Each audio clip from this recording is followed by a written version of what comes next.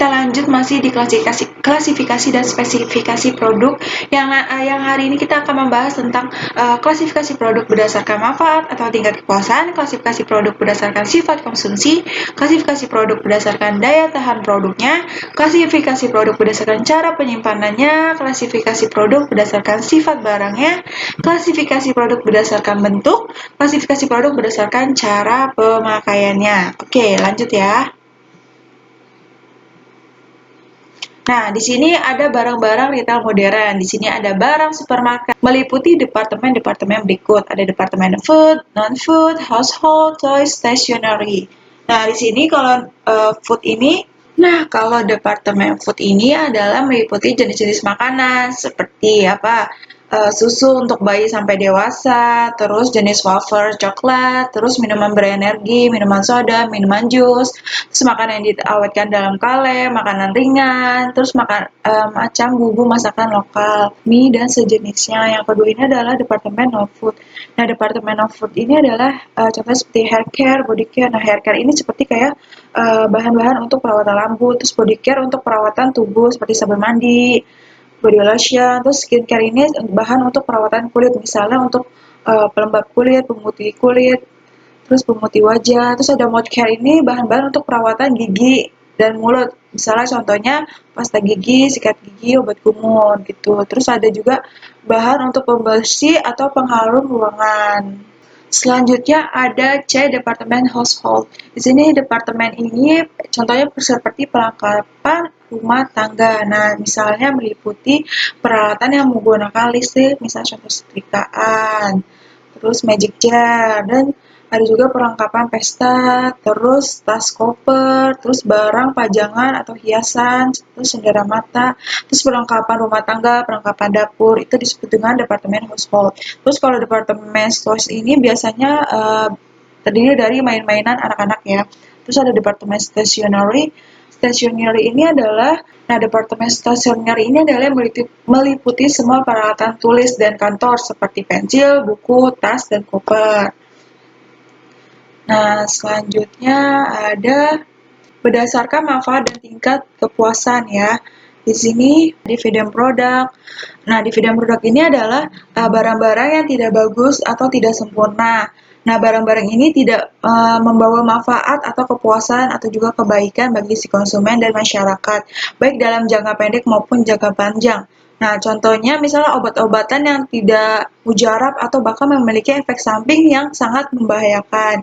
Nah, di sini juga ada pleasing product. Produk-produk yang memberi kepuasan dan manfaat yang tinggi dalam jangka pendek, tetapi bisa merugikan konsumen dalam jangka panjang. Nah, contohnya misalnya rokok. Nah, rokok memberikan kenikmatan bagi konsumen dalam jangka pendek, tetapi dalam jangka panjang bisa dapat memicu masalah kesehatan seperti gangguan paru-paru dan juga gangguan jantung.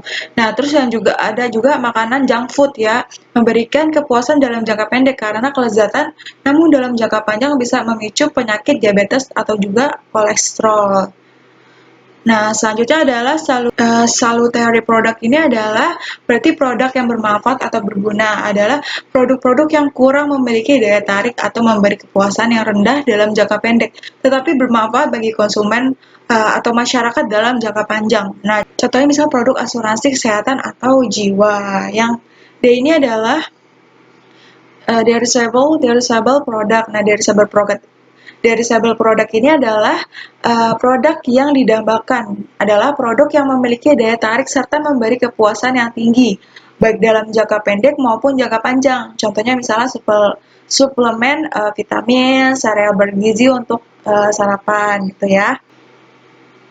Nah, di sini berdasarkan sifat konsumsinya ada barang klasik, barang kontemporer, barang adjustable, barang luxurious, barang prestisius, barang praktis. Nah, barang klasik ini adalah barang yang tetap digemari oleh konsumen sepanjang masa meskipun banyak model dan produk yang bermunculan. Nah, penggemar barang ini sangat fanatik terhadap merek barang tertentu karena dapat memberikan kebanggaan dan kepuasan. Misalnya blue jeans untuk merek Levi's, terus juga sepatu Converse ya. Terus yang kedua itu adalah barang kontemporer dipengaruhi oleh tren dan kegemaran konsumen. Nah, barang tersebut memiliki manfaat ekonomis bagi penjual karena banyak dicari. Nah, Contoh barang kontemporer misalnya nih lagi happening banget roti ya, roti Korean garlic cheese bread. Nah, jadi masyarakat berbondong-bondong ingin mencoba roti tersebut karena lagi happening banget nih, lagi tren gitu. Jadi pengen mencoba nih. Nah, selanjutnya ini adalah barang adjustable. Nah, barang yang menyesuaikan perubahan iklim. Nah, di sini barang adjustable ini adalah barang yang barang tersebut akan dirasakan manfaatnya jika terjadi perubahan iklim seperti musim penghujan atau musim kemarau. Contohnya musim hujan digunakannya jas hujan. Terus ada barang luxurious adalah barang mewah dan konsumennya berasal dari golongan tertentu. Nah, di sini pemilik toko akan menyediakan ruangan khusus untuk memberikan kesan mewah lengkap dengan pengawasan yang ketat. Nah, manfaat yang dirasakan oleh konsumen adalah kemewahan dan prestisius. Nah, contohnya misalnya berlian dan jam tangan mewah. Nah, selanjutnya ada barang prestisius, barang yang menunjukkan kedudukan seseorang dalam struktur sosial di masyarakat. Nah, jadi barang tersebut biasanya ditata dan dikelompokkan secara eksklusif di dalam toko. Manfaat yang dirasa konsumen berbentuk image tertentu. Nah, contoh orang yang menggunakan dasi diasosiasikan dengan orang yang cerdas serta memiliki kedudukan penting di dalam perusahaan. Ya, yang terakhir ini adalah barang prestisius, yaitu barang yang menunjukkan yang terakhir ini adalah barang praktis, barang yang penggunaan tidak rumit dan membangun kesan santai. Nah, di sini contohnya adalah manfaat yang dirasakan oleh konsumen adalah perasaan bebas dan nyaman untuk digunakan dalam kegiatan sehari-hari di luar dinas mereka kerja ya. Contohnya misalnya sendal dan juga baju kaos, jadi yang enak dipakai dan nyantai gitu ya. Nah, yang kelima ini adalah barang berdasarkan daya tahan produknya. Berdasarkan aspek daya tahannya, terdapat dua macam barang, yaitu barang tidak tahan lama, non-durable goods, dan barang tidak tahan lama atau durable goods. Nah, barang tidak tahan lama ini adalah barang yang berwujud, yang biasanya uh, bi habis dikonsumsi dalam satu atau beberapa kali pemakaian. Dengan kata lain, umur ekonomi saya ini kurang dari 1 tahun. Nah, contohnya misalnya seperti makanan, terus kosmetik ya, lama-lama kan jadi habis. Terus di sini ada barang yang barang tahan lama atau durable goods. Barang tahan lama ini adalah barang yang biasanya bisa bertahan lama dengan banyak pemakaian. Nah, umur ekonomisnya itu biasanya 1 tahun atau bisa lebih dari 1 tahun. Nah, contohnya TV, lemari es, mobil, komputer, dan yang lainnya ya.